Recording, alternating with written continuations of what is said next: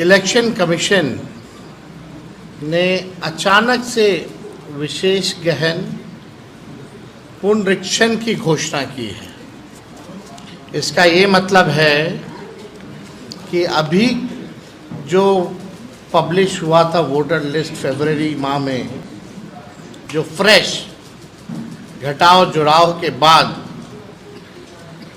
अब पूरे 8 करोड़ बिहारियों का वोटर लिस्ट जो है उसको साइड कर दिया गया है।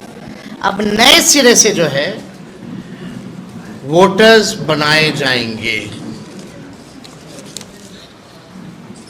अब ये साफ तौर पे सवाल उठता है कि ठीक चुनाव से 2 महीने पहले आप ये काम क्यों कर रहे हैं, और लगभग क्या ये पॉसिबल है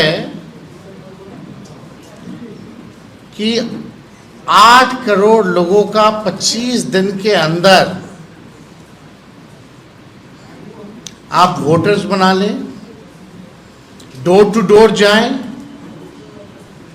और यही नहीं, ऐसे ऐसे डॉक्यूमेंट्स मांगे गए हैं जो गरीबों के पास होंगे ही नहीं।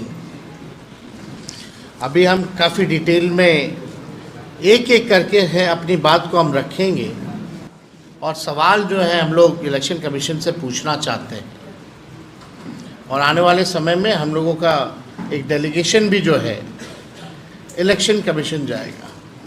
बात स्पष्ट है, नीतीश जी, मोदी जी डरे हुए हैं। वो बिहार के हार को देखते हुए नीतीश जी दिल्ली जाते हैं और वो चाहते हैं कि गरीबों का वोटर लिस्ट से नाम जो है कट जाए। यानी लोकतंत्र में गरीबों को सबसे महत्वपूर्ण अधिकार जो अगर मिला है तो वो वोट का मिला है। और लालू जी हमेशा कहते हैं वोट का राज मतलब छोट का राज, और उस अधिकार को भाजपा और नीतीश जी, जो वंचित शोषित, जो back bencher of the society जो है, जो समाज के अंतिम पैदान पे खड़ा व्यक्ति या समाज परिवार है, उसके अधिकार को ये लोग छीनना चाहते हैं। अब ये सवाल खड़ा होता है कि 22 वर्षों के बाद विशेष गहन पुनरीक्षण जैसी बड़ी एक्सरसाइज की क्या जरूरत आ पड़ी? क्या गिनती के दिनों में ये करना संभव है, जबकि विशेष गहन पुनरीक्षण में 22 वर्ष पहले जो हुआ था, 22 वर्ष पहले उसमें लगभग 2 साल लगे थे जो अंतिम हुआ था। तो अब केवल बिहार में होगा, देश के और किसी राज्य में नहीं होगा, केवल बिहार में होगा। और क्या जो पिछले बार 2 वर्ष लगे थे, तो क्या ये पॉसिबल है कि आप 25 दिन में इसको पूरा कर लें? ये सवाल खड़ा होता है, और साफ इसमें साजिश की बू आती है। और इस साजिश में और कोई नहीं, नीतीश कुमार जी का बड़ा योगदान है, और मोदी जी, क्योंकि ये लोग डरे हुए हैं। क्या चुनाव आयोग नहीं जानता कि ये मानसून का समय है बिहार में?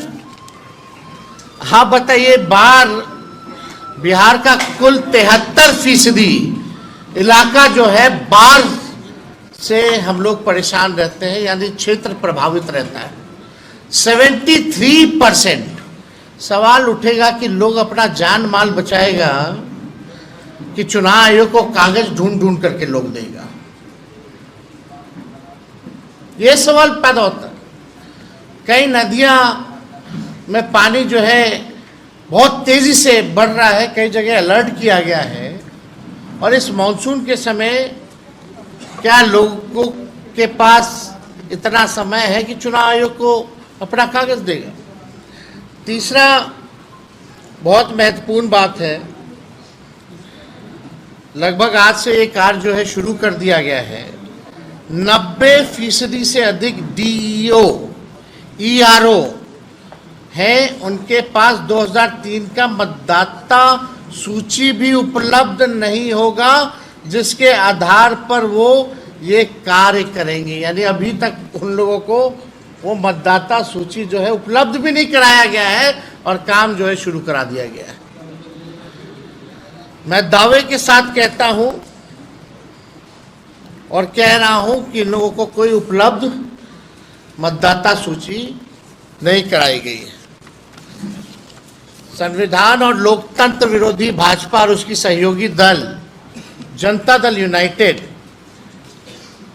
गरीबों और वंचित वर्गों के मतदान के अधिकार को छीनना चाह रहे हैं।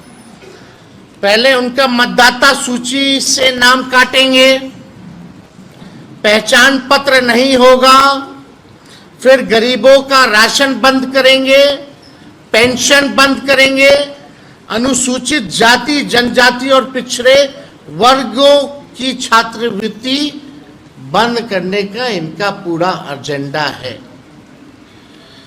इन्होंने जो डॉक्यूमेंट्स मांगे हैं, आधार कार्ड को नहीं मानते हैं,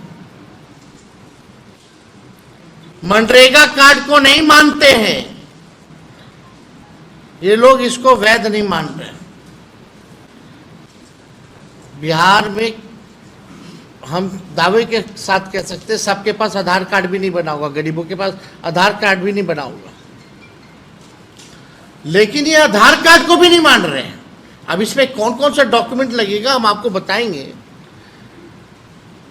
लेकिन आप बताइए, कुछ दिन पहले ही चुनाव आयोग का एक एक्सरसाइज था कि वोटर लिस्ट और आधार कार्ड को लिंक किया जाए ताकि डुप्लीकेसी ना हो। तो आप आधार कार्ड को क्यों नहीं मान रहे इसमें? ये तो बड़ा गंभीर सवाल पैदा करता है। ये आरएसएस बीजेपी के लोग गरीबों वंचितों के मतदान का अधिकार समाप्त करना चाहते हैं और आज भी आरएसएस के एक बड़े नेता ने संविधान बदलने की बात की है। आज एक आरएसएस के नेता ने संविधान को भी बदलने की बात की है।